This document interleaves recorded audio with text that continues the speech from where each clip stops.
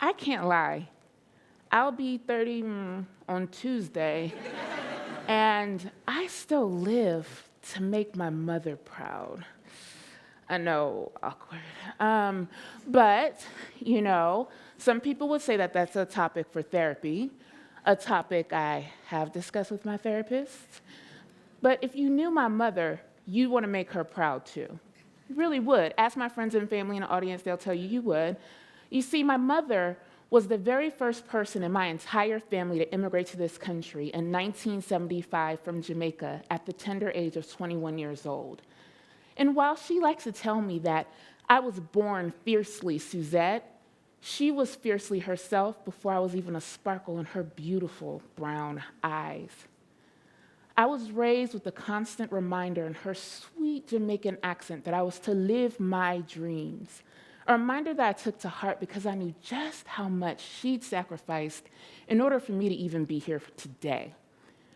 From wife to single mother of two, the woman that had sacrificed her dream of becoming a registered nurse in order to give birth to a beautiful baby girl that may or may not be me, made sure that absolutely nothing stood in the way of the thing that she knew to be key to my lifelong success, and that was my education.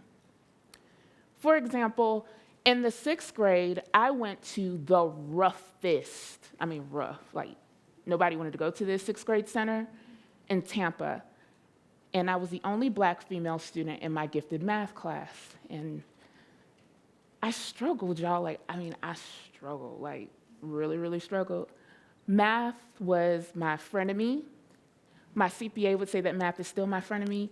And we had a love-hate relationship like no other. And instead of finding support in the one person that should have been supporting me, a white woman that will remain nameless, and having her really unpack why I sat in class detached and disengaged as higher level concepts flew around and above my head, she made me feel like I'd never be smart enough to grasp the subject. And so, determined to make sure that I did in fact walk away learning math in the 6th grade, my mother took the problems that plagued me the most to her supervisor, a brilliant man from India who taught her the skills necessary to learn algebraic equations so that she could in turn come home and teach me the skills necessary to master them. So I'd like to make that a nice love story where I end with an A, and I in fact ended still with a C. But I learned an invaluable lesson in believing in myself, in determination, and in perseverance in the face of adversity. So with time, right, our dreams became my dreams as I navigated my way through the University of Florida. Go Gators, right? And discovered that my passion was not, in fact, becoming an OBGYN, right? I wanted to be that my whole life. That wasn't it for me. And in retrospect, I don't know why I wanted to hide all of this beneath the lab coat all day. You know what I'm saying? Catch it, take it in. No offense to the doctors in the family or in the audience. But I did realize that my passion was, in fact, people. I was passionate about human capital and helping people realize and access their highest and fullest potential, right? That sounds good, right? But nothing can prepare you for showing up to an organization and realizing that who you are is not who you get to be on a regular basis. And although I've been working since I was 14 years old, not even my foray into minimum wage work could have prepared me for what it meant to be a professional in education reform. Archetypes. How many of you get a cold, Mufasa-like shiver when you hear the word archetypes? I had never even thought of the word archetypes before I realized that I didn't fit into any of the archetypes in the organization that I joined. All of a sudden, I had to codify things in order to piggyback on the feedback so that folks could put stakes in the ground in order to get to next steps. Does that sound familiar to anybody else? I mean, it felt like I had been dropped off in some foreign country, and instead of requiring that I hand over my passport to enter, the expectation was that I assimilate. And I don't know if you've learned anything about me yet, but I was perplexed. The woman that had made me and was like, live your dreams, never told me anything about these things. And at no point in time did my dreams not include being my best possible self. And I was beginning to change. I wanted to be valued and appreciated from a lens that felt constricting at best. All of a sudden, I was walking around smiling when all I really wanted to do was smize. I was silent even when I had strong opinions, and I gave deference even when I did not agree. How many people know what covering is? By a show of hands. How many people have covered or hidden a portion of your character, who you are, your identity in the workplace? By a show of hands. Deloitte recently released a study on covering in the workplace and found that nearly 61% of over 3,000 diverse participants from various occupations and backgrounds regularly hid some aspect of who they were in the workplace on a daily basis. 61% of people, okay? Taking it even further, they found that 79% of Black participants, 67% of women of color, 66% of women, 63% of Latinos regularly hid some aspect of their identity in the workplace on a regular basis. And as an organization, right, think of how many more people would stay.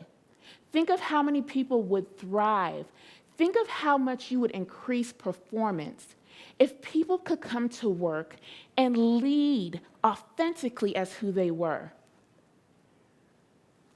53% of participants said that they felt like their leaders expected them to cover on a regular basis, while 48% felt like it was an organizational norm to come to work and cover who they were on a regular basis. Yes, organizational norms and culture are important, but in order to create a truly inclusive and open and diverse environment, people need to be able to show up and show out as themselves. Imagine the opportunity you would create if people could come and lead authentically as themselves at work. Do you need an example? I can give an example. Let's give an example here. There are moments when I have witnessed my white counterparts at work speak with bass and volume in their voice and be called passionate, and moments when I have done the exact same thing at work and been called an angry Black woman with an attitude. I was confused, right? Because I was like beyond math, right? I was like, only math I need to do is on the taxes, and my CPA does the taxes. So I didn't know why I felt like I was in the 6th grade math class all over again, right? But all of a sudden, I was in that 6th grade math class again, instead by myself, fighting for my own dreams, and I was tired. I was so tired. I was, if you know me, I was like beyond hair-flinging tired. I was tired. Having to go to work every day and code shift and hide components of yourself on a regular basis gets exhausting. And I hit a wall. I can't do this and continue to work at this place wall. And around the same time I hit that wall, I heard a tiny Jamaican voice in my head that said, live your dreams, but remember, you have to pay your bills. I had to take some time and really reflect on what it was that I needed in order to show up to work and be wholly myself in order to do what needed to be done. And so I came up with my very own math equation, my very own, please excuse my dear Aunt Sally, if you will, for how to become myself at work, okay?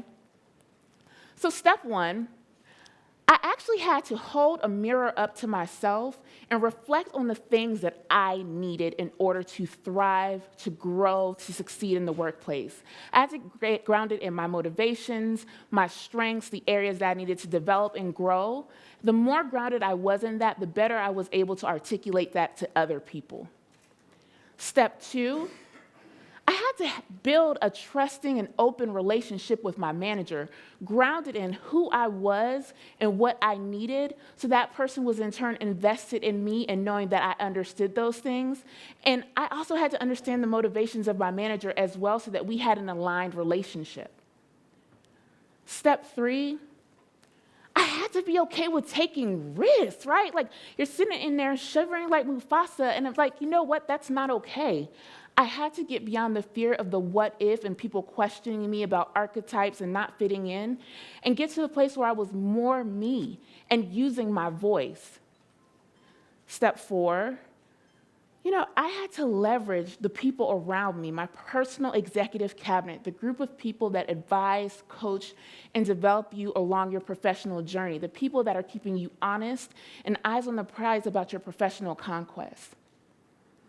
And step five, one of the most important lessons I learned was when it was time to leave, okay?